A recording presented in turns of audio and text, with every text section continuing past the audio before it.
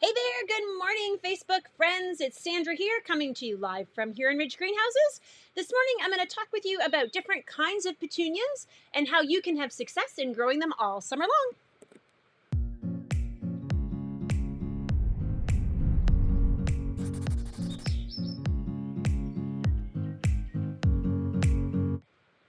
Hey there. So thanks for joining me this morning. Petunias are a very popular plant. We have them in a lot of our mixed baskets and a lot of different patio pots and things that we grow. They're definitely a favorite for many people, partly because they're just so showy and beautiful. So the first thing I thought we're going to do a few different parts to this video. The first part's going to be explaining to you kind of the different kinds of petunias and then some tips that you can have and use for having better success in growing petunias as well as other annuals. So let's get started with the different types of petunias. I'm going to work my way up from smallest to biggest because I just thought that's the logical way to do things. So these are, I didn't grab a very flowering pack, but these are your standard petunias. The variety we grew this year is Pretty Flora for most colors. There's a couple of the colors that are the Madness variety. They are a standard petunia used often in edging flower beds, that sort of thing. They grow lovely. They do need to be deadheaded, so they're a little bit more work. Here at our greenhouse, we sell them in 6-packs, so you can see there's 6 cells in this box, and they are $4.49 for a 6-pack, okay? So decent value for your money, less than $1 a plant. They are going to spread somewhat. I'm trying to look here. It says they're going to get 7 to 10 inches tall and 6 to 8 inches wide, so not huge, but they are going to give you like a nice ball of color. Okay, so that is the standard petunias. Next, I'm going to talk about hybrid petunias, of which we have quite a few. Probably the most commonly known are wave petunias. These are actually easy waves. So wave is kind of like a brand name of petunia. It's been bred by a specific company. They first came out with waves and then they came out with easy waves. We grow mostly easy waves here. This one is called a Burgundy Velour, quite lovely and showy. And these are a much more aggressive growing petunia. So let me just pull out the stick here, see what it says. Put it in full sun. All-purpose fertilizer, or true root time food established. It doesn't actually say how big it's going to get. Isn't that funny? I thought it would. I would say, just from my own experience, they're going to get like, if you plant them in a pot, they're going to droop down the sides. If you plant them in a bed, they don't trail because they're on the ground, but they'll get quite wide, okay? So these can be used in baskets, containers, or in the ground, either way. The nicest part about any sort of hybrid petunia is you don't have to deadhead it. And that's a huge win for me. I like to keep gardening as simple as possible. Anything I don't have to deadhead is a definite winner. So I brought along this one too because I just thought this is a newer one that we have ahead of the last couple years. It's called Night Sky, and it's purple and has white splotches on it. Sometimes it, like you can see in those flowers, almost has like a white stripe to it. Again, very aggressive growing. This petunia I planted myself at my own house last year, and it really surprised me how big it got. It actually overtook some of the wave petunias that were in the same planter. So I had planted 3 petunias in a large pot. A night sky, a purple wave, and a white wave, and I believe it completely choked out the purple wave. So I just had the night sky and the white wave. I was amazed. They were just so aggressive growing and looked fantastic all summer long. Now, you may have heard me talk about this in the past. These are bubblegum supertunias. Supertunias are like my favorite. It's kind of, I know, it's weird. I have favorite plants. It's just the way it is. This is another version of Supertunia called Bordeaux. I think we now have Supertunias in about 8 colors. We've been expanding the lineup over years as they develop more different colors. And the reason I love a Supertunia is because they just grow so big and beautiful. The colors are just amazing. They're just fantastic.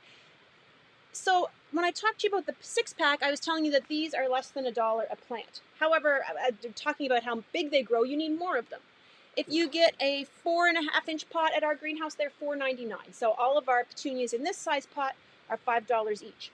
When you go up to the next size, to the Supertunias, these are $8.99. So they're $9 a piece. It is a bigger investment, no question about it.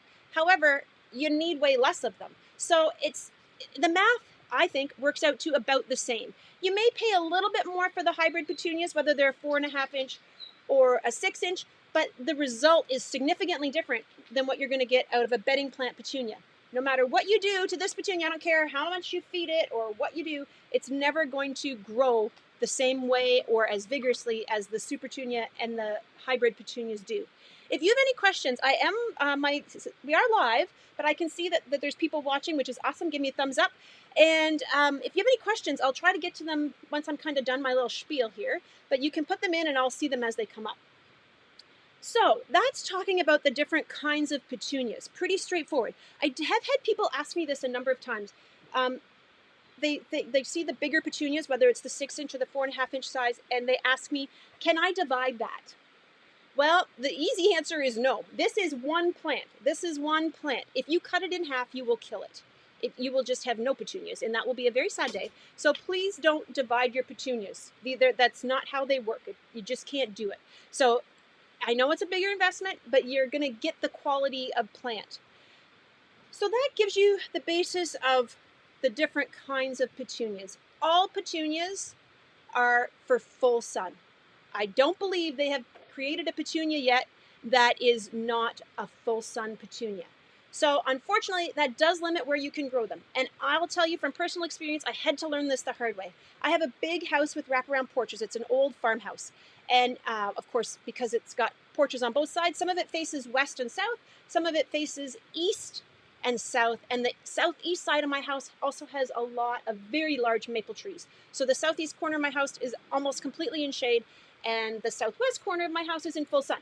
However, when I first started putting hanging baskets up, I wanted them all to match. That was in my idea. I wanted to have that, picturesque kind of thing of all matching hanging baskets. And I'm going to show you the result because I treated both of these baskets the exact same way. Hopefully I can get to the right spot. Hold on, right there. So those are both the hanging baskets at my house. They have Super Petunias in them. That was a pink bubblegum, a silverberry, and a fuchsia. 3 plants in a basket. Fertilized and watered the exact same way all summer long. And the one on the right was on the west side, and the one on the left was on the east side. And I think the picture says it all. Petunias without enough sunshine get long and leggy, and they just don't look nice at all. So that summer, what I ended up doing is I rotated my baskets, which was a tremendous amount of work. But I'd kind of made my bed, so I had to figure out how to make it work. So I rotated my baskets as much as possible to try to keep them looking as much like the image on the right as possible. Now I plant different stuff in the baskets because it just doesn't work. Petunias need full sun. So keep that in mind. If you have only a little bit of morning sun or just a couple hours of sun, petunias probably aren't your best choice because they do just need a lot more sunshine. Now, that being said, when you get a petunia that has gotten long and leggy, or if you just get it home from the greenhouse and it looks like this, the first thing I'm going to do with that petunia before I plant it is give it a haircut. Now, where are my trimmers? And I know it's going to seem kind of sad because you're going to cut off most of the flowers, or maybe even all of the flowers. But this petunia, if I do this to it, is going to grow more from the center and fill in beautiful. So I know now it's not so pretty, but it's going to give me a nicer end result. So don't be afraid when you get your petunias home, or as the summer goes on. If they start looking leggy, just give them a haircut. Trim them back a little bit, and they will come from the center. So that's my first tip about petunia growth and maintenance. Don't be afraid to trim them, okay? The second thing, well, there's 2-3 things that are really important. Petunias are heavy feeders. They need a lot of fertilizer, particularly the hybrid brands. So I've got a good, a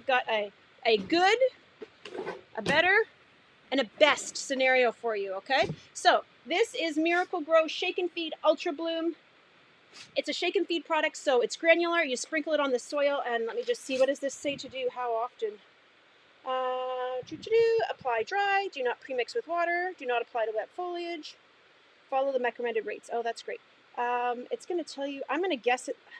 Most fertilizers say weekly or bi-weekly. Now, shake and feed might be less than that. It might say, oh, reapply every 3 months.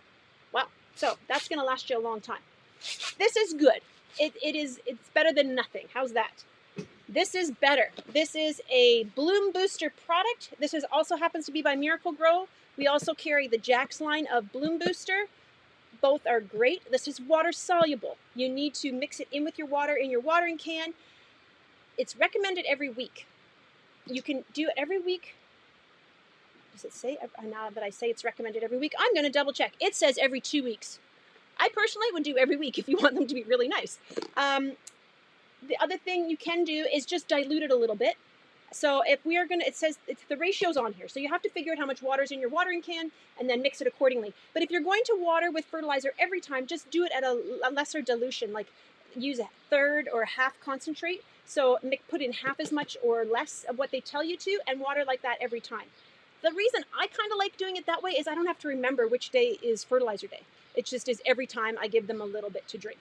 So this is the better one, but this is really the best stuff. And I swear to you, Jack's Petunia Feed does not give me any royalties, but I think they should because I love this stuff and I'll tell anybody who will listen about Jack's Petunia Feed because it will make the biggest difference in your petunias.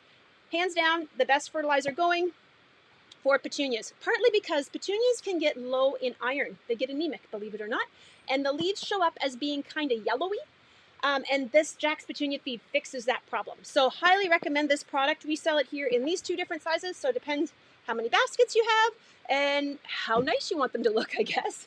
Now, obviously, I don't want you to over-fertilize things and kill them that way. You have to follow the directions. Don't over-fertilize things. That's not going to be a benefit. But most people are underfeeding their plants. Now, as well as the whole feeding thing goes, you need to make sure that you have a good soil base for your plants to grow in. And I think that sometimes people get caught up in this or get like that they kind of trip at the finish line. Because they get to the checkout and they've spent all this money on flowers, they got these beautiful flowers on their cart, and then they want the cheapest soil they can get their hands on, which I would not recommend for containers especially. So we sell everything from black earth topsoil all the way up to a better, all kinds of different levels of product. We grow ourselves in ProMix. ProMix makes fantastic products. We have ProMix here in 2 sizes. I think the smallest size is gone already. We had a small, medium, and large size. Medium and large we still have. There's lots of great potting soils out there, but just be prepared that good potting soil is not super cheap. If you're getting black earth for a few dollars a bag, it's not what you want to have successful growing in containers that look like this. The roots need to have good soil to grow in. So there's like the 3 components, right? You need to have the sunshine, the soil, and the fertilizer. And that's really going to set you up for success in growing petunias this summer. Couple questions have come in. So do we have a Supertunia in red? Yes, we do. There is a red Supertunia. I can't remember the exact name of it, but it's a really bright red. Okay.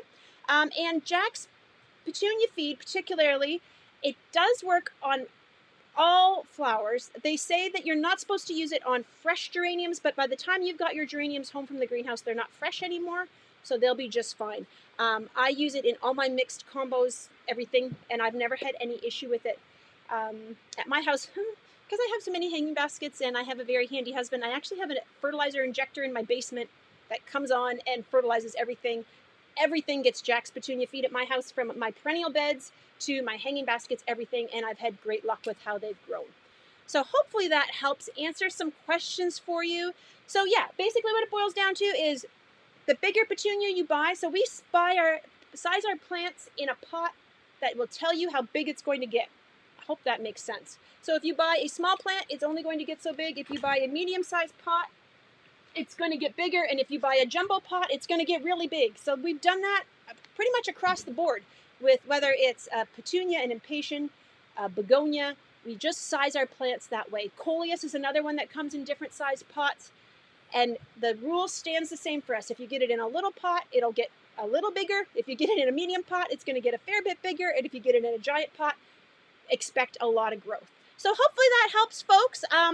It has been like super busy here at the greenhouse. We are so thankful that you're able to come and visit us and shop.